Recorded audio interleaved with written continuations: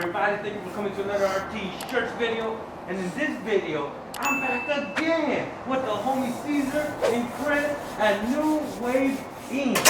And in today's order, he's doing 20 zipper sweaters, 2 color gem in the back, 1 little pocket image in the front. And Siser, I'm gonna be honest with you, bro. I hated doing sweaters. How do you do the pockets? The pockets, man. You're not gonna put in the platen, are you? Oh yeah. Yeah, I'm able to work around it. It's a small enough image to where it gives me just enough space. Cause I know exactly what you mean. This bump right here where the zipper is at causes a uneven print. Yeah. But nah, this one, luckily enough, the one I have is small enough to where it's like around 2 inches. So I'll be able to get it just in between, so I don't have to. But if not, there are other ways around it. I have a sleeve palette, so as long as the image fits within this range right here, then I can also go ahead and slide it on here and avoid the zipper or any other bumps that are gonna be getting in the way of the print. So there you guys go. But of course, while Caesar's doing that, we got the homie Chris over here working on some DTG orders. What you doing, Chris? What's that in the work? So right now, we're doing an order for one of our homies that just graduated from DJ school. So his friends and family wanted to put together like some shirts for him, just to support him while he's up there. I guess he's gonna do a performance. So while he's doing his performance, we'll have some shirts to rock. Hey, it's gonna be his first performance. Yeah, I know. Yeah, the image is funny too. It's cool. I like it. Yeah, we have one right here drying up.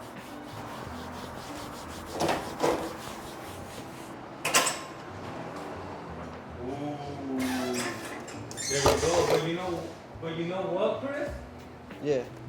You went to school for DJ? Yeah. He should have got that free knowledge that Oh. YouTube, you know? Oh. He should have went to the University of YouTube. Yeah, no, for sure. To learn how to do DJ and all that, yeah. Hey, why everyone there? Anyway, stick around so you can see how the orders go.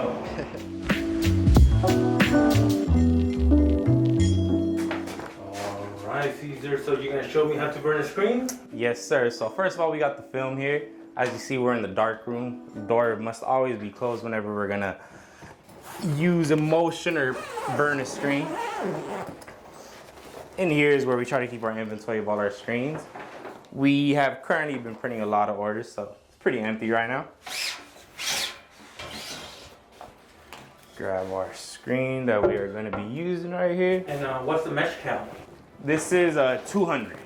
So we tend to use mainly 160 mesh and 200. 200 being for more detailed images and 160 for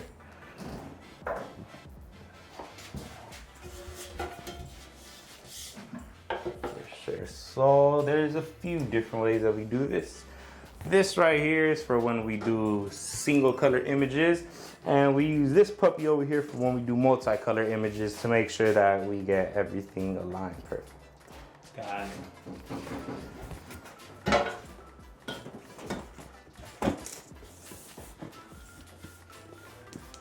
So as you can see, we have this line in the middle, this one right here going across, and then this one up here is used for pocket images, which we are going to be working on.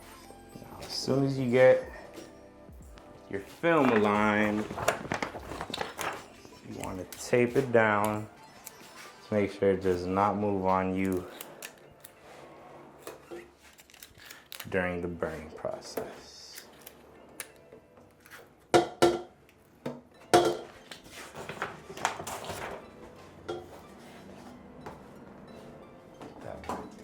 There.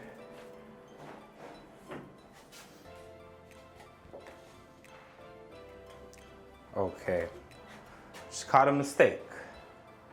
I almost burned the image on the wrong side. Pocket images go on the left side. So if I would have burned it on this side, it would have been a big uh-oh. No. But that's why you always check your work.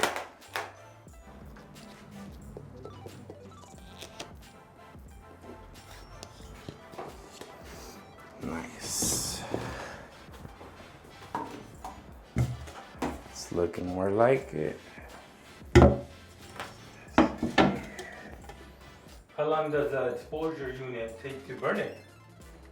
So for a 160 mesh count, it'll take us around 15 seconds, and then when we do a 200 mesh count, we'll bump it up to around 17 or 18 seconds.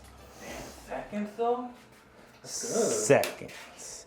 So right here, this is the vacuum. So what this will do first is it'll suck in, it'll use a vacuum to take out all of the air. So it'll bring this down to make sure that there's absolutely no outside light being exposed to the screen. So we are going to start it. I do want to warn you, Mr. Reyes, as soon as the light appears, you don't want to look at it, okay? It's very harmful. I'm gonna go blind. Okay, Blind okay. Earth. So yes, right now the vacuum is doing its job.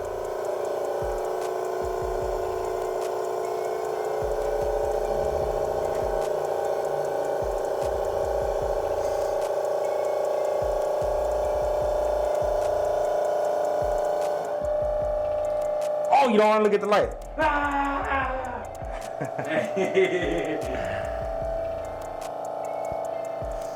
The light's on? Oh, is that right there? Yes.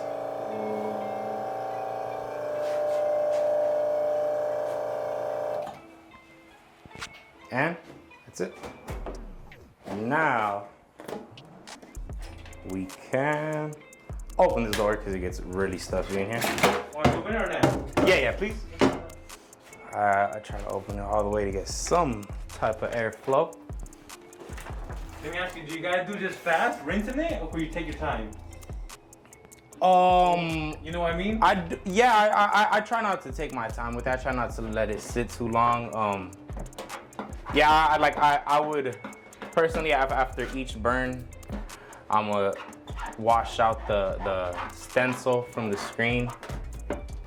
I won't just let a whole bunch of screens sit. Tape, man.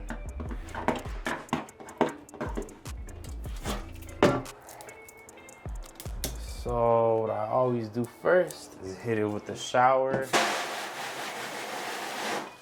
Let it start showing just a little bit, and we will be turning that light on. Oh, I see it. You want to get it from the other side just a bit.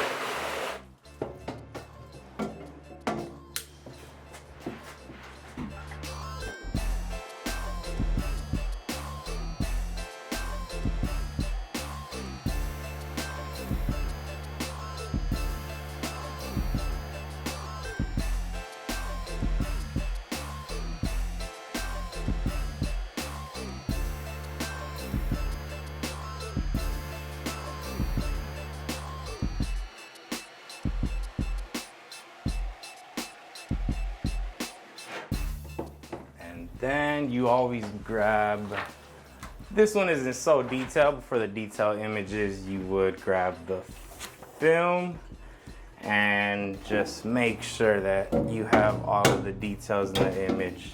Like, I guess all of these little circles and, you know, make sure your shoes and all of that are coming out clean. How is it? Good?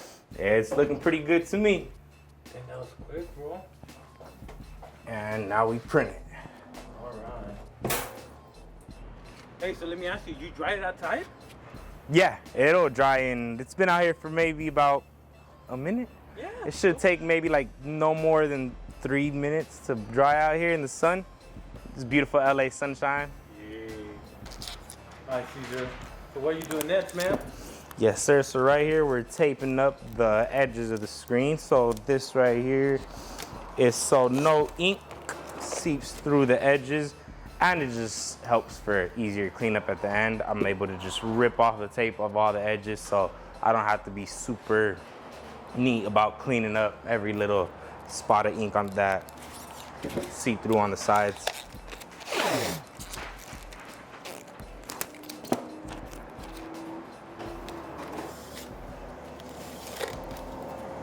Hey, Caesar, What's going on, Reyes? What's the biggest headache about aligning?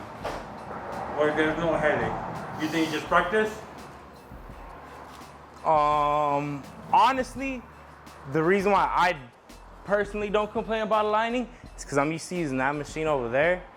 And if you would have asked me in the garage what I hated about aligning, I would have had an endless list of things to complain about when it came to that machine. But because we have upgraded our machine, man, these knobs right here make it so easy for me to maneuver it. So if there are any issues, I guess the one headache would be is like when I'm doing a 5 or 6 color print, maybe about like 50, 60 shirts in, I might find an issue with the 3rd or 4th color because I always start with the white, which tends to usually be the base.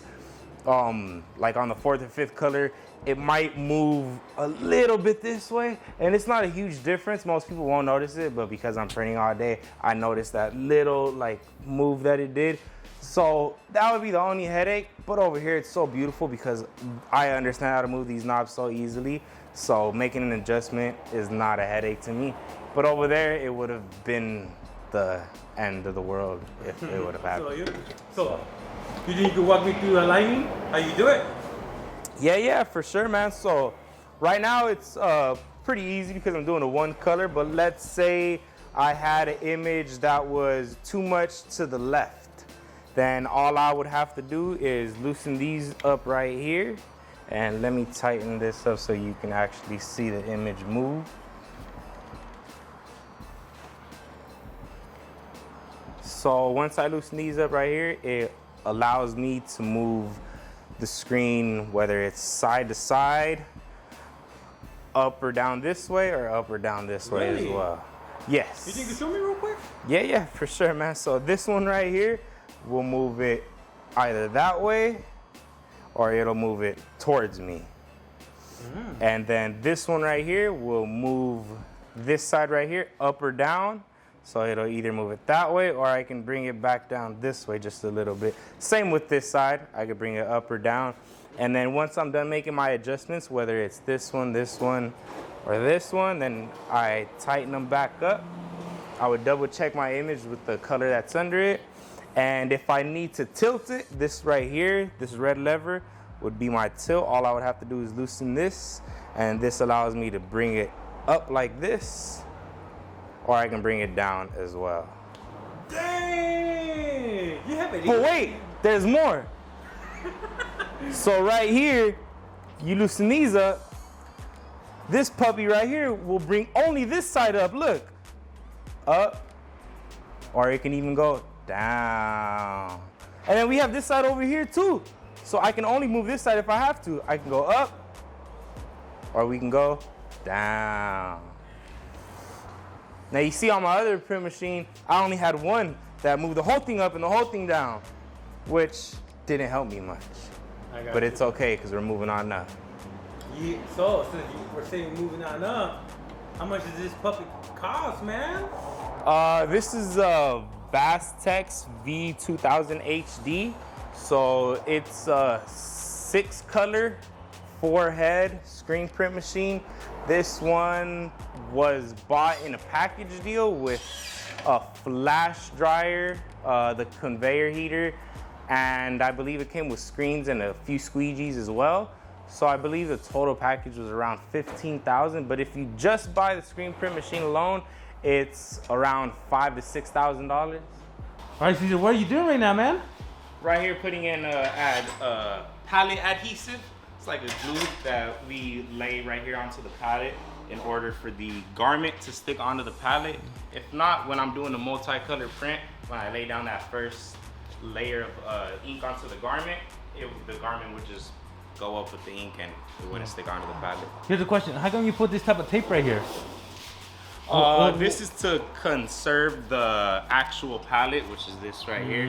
So as soon as we run an order of, let's say, 100 garments, this the fabric, like this little residue. Exactly, yes, yeah. Especially on hoodies. On hoodies, man, that fabric just sticks to the to this glue that I'm putting on right here, and then we just rip this off right here, and you have a brand new surface, and you have a whole roll to refill it. So. Yeah. And then you heat it up a little bit.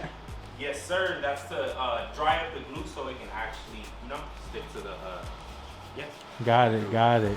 Let me ask you something about screen printing. What takes longer, the prepping or making the shirts? Because I know, for example, prepping, you gotta get the screen, coat it, burn it, dry it, line it, test it, fix any problems. Yes, sir. So luckily we do almost a full production right here in house. So from printing out the actual film to burning it onto, to coating our screens, to burning the film onto the screens, we have our darkroom, which is actually in here.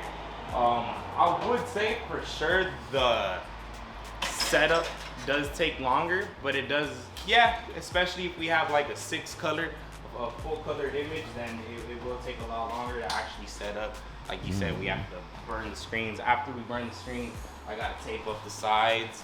After I tape them up, then I gotta align them, which is what I'm getting ready to do right now. Once I align them, then I have to tape off the target marks. Yeah. Once I tape off the target marks, then we're getting ready to actually start printing the garments. What are we gonna print? That or that over there? This one right over here. That was yesterday's job. All right. So this is a 2-color job that we're doing today. This is the back print of the shirt. And then we have some pocket hits that are going on it as well. And they're actually zip-up hoodies, not shirts. Got it, got it.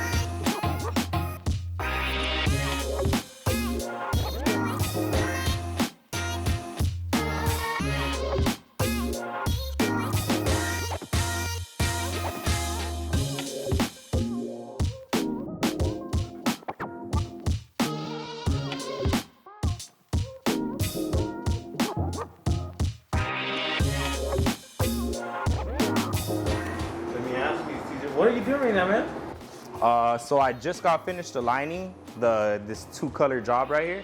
So I use these target marks to align it.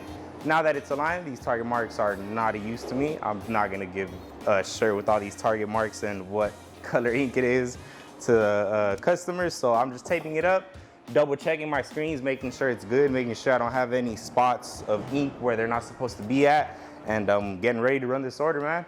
Let me ask you, are you gonna put the black over it, or you're confident that it's aligned 100%? I was gonna put the black over it, but as you see, I did use a black t-shirt as a test print, and since it's black ink, I figured I would switch over to a different color garment, just to make sure. One of my most favorite inks to work with. The brand or the color? The color. Yeah. The color most definitely. I mean, yes, I like the brand, but the color is what's the easiest to work with. Darkest night. All right, so let me ask you, how many passes do you do of white? Of white, I run 2 passes in order to get it to, so the letters can be bold, and because when you do one pass of white ink on any dark garment, it won't come out so thick on that first pass. So you need a second layer on top of it so it can actually come out bold. And then how many passes of black do you do? The black only requires 1. You know, honestly, I can't even see the black. What is this? Oh, okay, I see it. Yeah. Oh. It's kind of hard to tell with the navy blue. Yeah, it's really, really close. Yeah. So let me ask you, Siser, what are some common mistakes or mess-ups that happen with screen printing? For example, I know pinholes happen, but I mean, you got no pinholes. How do you avoid that? Yes, the pinholes do get annoying for sure, and I have had those happen to me on multiple occasions. But I mean, luckily, honestly, I would get a lot of pinholes when we would outsource our screens. We weren't always coating and burning our screens ourselves. So when we would send them out to different places to get coated, I would run into issues like that. But now that we do it ourselves and I'm able to control coating them and control the process from the get-go, I find myself having a lot less issues. You know, it's one of those things as, like, if you need the job done right, you kind of got to do it yourself. Gotcha. All right, man. So we're about to dry the first shirt? Yes, Here, right? sir. Here, the ink on the first garment. Yes, sir.